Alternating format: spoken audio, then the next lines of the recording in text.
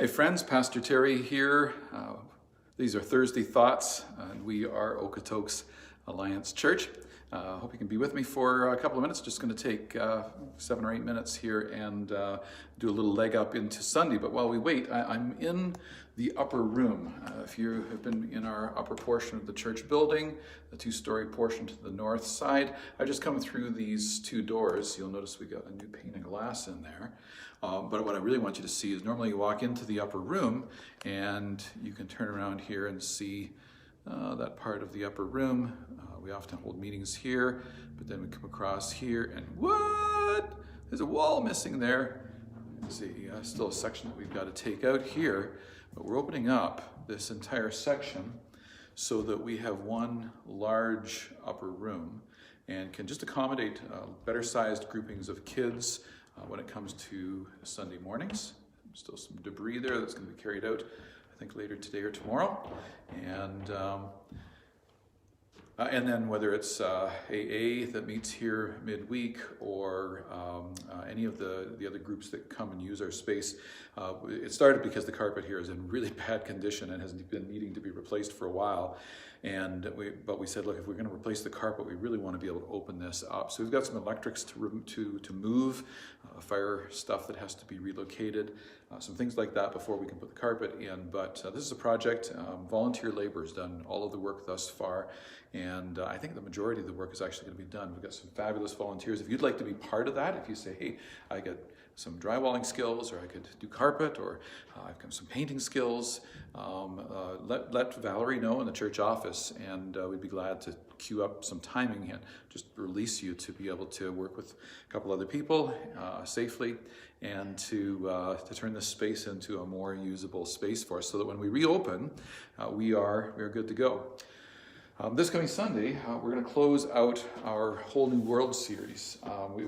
We started Easter Sunday looking at 1 Corinthians 15 and the resurrection of Jesus, and that moved us then to talk about our resurrection because Paul talks about that in 1 Corinthians 15. We moved from there to saying, well, our resurrection, like this is a life after death conversation. What about heaven? What about hell?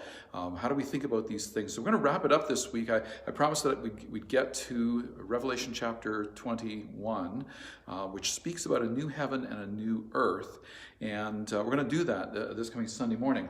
But we're going to get there through the words of Jesus in what's come to be known as the Sermon on the Mount. Matthew chapter 6. So there are 5 different sermons that are recorded for us, sermons that Jesus preached. They're recorded for us in the Gospel of Matthew. And the first one is the Sermon on the Mount, as Jesus gathered and a huge crowd and taught them. And there are many things that he says in here which are really significant. If you were going to study the Sermon on the Mount, you would need to take multiple runs at it and make sure that you've given it enough time in order to digest it. Entire commentaries have been written just on this one sermon from Jesus. So it's a really significant teaching that Jesus brings to us concerning how we are to live here and now. You get to chapter 6 of Matthew's Gospel, verse 19, and we read this. Do not store up for yourselves treasures on earth where moths and vermin, or some translations would say rust, destroy, and where thieves break in and steal. I've heard some modern people say, or the stock market crashes and destroys your net worth, or the housing values change and you can't, all these things that affect those things which are meaningful and are important to us as human beings. But Jesus is saying, don't store up these things as your priority in life. But, verse 20, store up for yourselves treasures in heaven. Get it up where I can read it. Where moths and vermin do not destroy, and where thieves do not break in and steal. For where your treasure is, there your heart will be also. So Jesus is speaking about having our treasure rightly fixed in heaven. So we're at risk when we talk about heaven and earth, about ending up in a conversation that is so heavenly minded that it's no earthly good. We end up kind of fixated on something. We say, look, I need some help here and now. Our world is in the midst of this COVID pandemic, and life is difficult. And many of us are feeling the mental strain, the emotional strain. We're feeling the being claustrophobic. We're being constrained and restricted.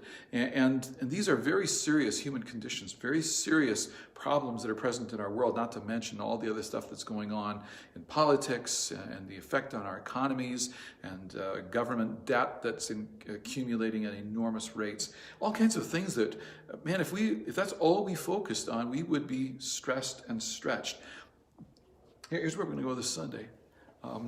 There's this question of my heart in the midst of testing and trials. James, Jesus' brother, says that when we are tested, it's working in us a perseverance. We want to take from this season of distress something that will last into what comes next. Now, Jesus said, in this world you will have trouble, so we're always going to have difficulty. But in this current trouble, we want to grow in such a way that it's resulting in a perseverance and a strength of character and person and spiritual priority that is going to carry us into the future. And Jesus' words are specifically that heavenly future needs to be where we fix our eyes, that longing that we would be with Jesus, that is our highest priority, and we not become so consumed with the here and now. The reality is that those who have lived in opulent, wealthy environments, which is us, more easily get distracted from the true priorities of life. If you've lived, I don't know how many years you've lived, but any of us who have lived a few years, man, it goes like that, does it not? Like, was it not just yesterday? Somebody was commenting on, one of my children, how can they be that old? I know, I blinked and oh my goodness. That's a little foretaste of the reality of the world that we're in. And if our treasures are anchored here, we will find that they have been poorly placed, because the invitation and the expectation is that our hope would be fixed on an eternal trajectory, that we would long most above all, that we would see Jesus, that we would gaze on him, and that those we love would be with us as well. These become the priorities for today. We're going to try to unpack this with a little more clarity this coming Sunday. We're going to go to Revelation chapter 20 and 21. We're going to focus on 21 and encourage you to read it in preparation for us gathering. Bring your worship. These days when we are meeting only online at 10 a.m., it's very easy just to be a spectator.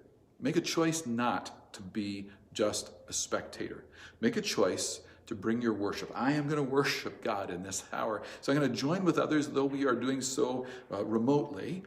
I'm going to join with others, and I'm going to give my praise and my worship to my God because of who he is. And though scattered, we will be together in our worship. And we're going to open Scripture, and we're looking forward to a day when we don't have these restrictions. I put a question up on the OAC Community Online Facebook group. I'd encourage you to go there. If you're part of the group, if you're not part of the group, ask, and we'll be glad to. It's a closed group for our church family, but we'd be glad to include you in that and join us and join in the question: what are you most looking forward to when the restrictions are gone? We're going to do some examining of what we're most looking forward to together this coming Sunday, as we gather for praise and worship. 10 a.m., we'll go live at 9:50, 10 minutes before. Say hello to the people. We're there on Facebook, our Facebook page. We're also there on our YouTube channel. And in the comments, in the chat, you can say hello to a few people and greet one another. And let's be intentional, do our best to reach out to one another during these days. Pray for one another. Text a couple of people. Send a WhatsApp note, whatever means you can use to call. There's an old-fashioned thing called a telephone. Call. How you doing? Can I pray with you? You don't have to pray. If that's not comfortable for you, how are you doing? I'm thinking of you, concerned for you. Thank you for caring for one another. We are the body of Jesus to one another here in this time and in this place. Thanks for joining me here. I'm Pastor Terry. This is the Thursday Thoughts with Terry. We are Okotoks Alliance Church, and I hope you can be with us this coming Sunday at 10 a.m.